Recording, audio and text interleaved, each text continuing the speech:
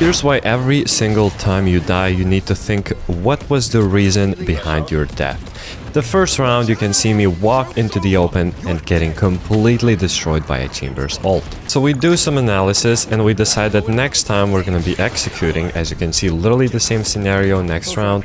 We're gonna seek cover as soon as possible. So instead of going to the right side, we hug the left side wall. But then we die again because we have our util in the open. So we do some more analysis, we fix the first mistake and we immediately seek cover, and we're not gonna do anything stupid unless we are completely ready for it. We're up numbers, we see both of them on side backside, so we don't need to push unless we're sure we can fight with our team. That's why this weird crouch spam spray actually works, because if he peeks, he's gonna be peeking into my Vito, who is waiting for him in main to trade me. For those of you who don't know me, my name is Happy and I'm an immortal high-level coach. In this series, I help you improve your game sense and talk about how to get an advantage on every single fight that you take. If you're tired of being stuck in the same rank, I strongly suggest joining the premium tier of my group, which will be linked down in the description. Inside, I talk about the purpose of every single role, how to learn a new skill, and most importantly, how to play your character. So if you're someone who's serious about improving in Valorant, I suggest you join. Let's get to the video. If there's a strong sentinel or you feel like you just cannot execute on A, start working your way up to heaven, especially on this split map. There are so many opportunities. You can push into vents, you can push into CT, you can fight those people, or you can even catch some guys off guard on site. Every single one of them is a reasonable play.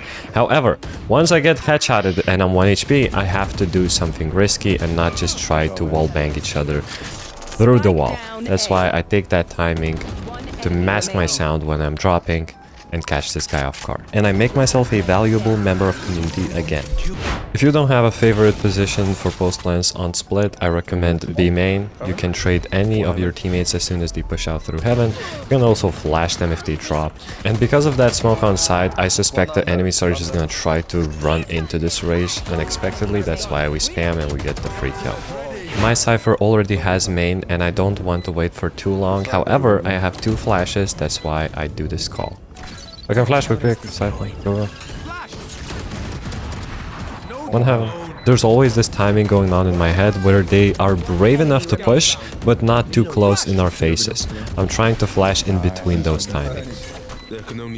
I swear to God, gold lobbies, bro, gold lobbies. It's super important to know how your character is played in every single situation, especially when you are solo queuing. In these moments, you don't want to just run on site and hope for the best. You want to take spaces incrementally. As you can see, we go for the wall to isolate anyone on site. We could also molly drop to make sure we don't get peeked from there, while we clear this guy out with a flash. Now that we have some space, we can start util dumping the site, ulting safely, running them down without any risk of being crossfire. I'm gonna be honest, this is the type of plays that I can only allow you to do if you're like up, if you're up in mentality, if you're feeling like you're on fire. Just like somebody commented, if bro grew out his hair, he would be unstoppable. Well, look at me go with my long ass hair. Okay, but the Phoenix Wall plus a Sage Orb, that's where we draw the line. We don't push thread at. Or do we? Or do we? I'm gonna try to break down the whole round because there was like a lot of braining going on. So first we molly off the default defense. We wait for our entry duelists like Jet and Neon to come in. We spam the guy who was spamming us through the wall to get a trade through the smoke. Then we try to catch this claw, but once she reses, it's like running is just as good, you know. We flash in the open in case someone's pushing CT, but there's someone drop. We call out that there's someone drop. We see that our Neon is the only guy alive. He was on site. We need to help him ASAP. We end up getting there in time, and now it's a 2v1, right? I want to use my flash while the dude is in the open, but if he knows that I have a flash, it's like done. This guy is a good Jet player. He's an immortal and above, bro. Turned my flashes before. I reposition after making the contact to the left side, and I knew that he would expect me to be in that smoke. That's why instead I held him, and once the spike is sticking pretty fast, it's basically unwinnable for him. That's why we take the fight. Now look at this. We go for our lineups, right? Pretty standard Phoenix lineups compared with a flash. Really nice. The first round we conditioned them that we are the type of guy to go for the lineups. So this enemy chamber tries to outsmart me and push me a few seconds later than normal. I go for my lineups again and I hear him step right behind me. So what I do? I fake that I didn't hear him. The trap has been set. Let's wait for the fish. Behind you one, Link. Walk it off, G. That's the funniest shit. Because enemies popped fatal, I back off with my molly. And then I back up enough where I wouldn't get caught up on by somebody trying to wrap me and pushing me from behind. So this way I can take both of these fights knowing that no one is gonna peek me from another angle. This is the most on-brand clip ever. Winning without aim. First of all, can we talk about this skin? That's like the coolest shorty skin ever. Vice hooked me up with.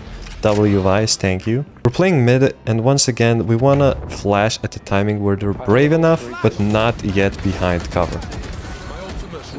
And then 3v2, very reasonable ult to make sure that we win the round.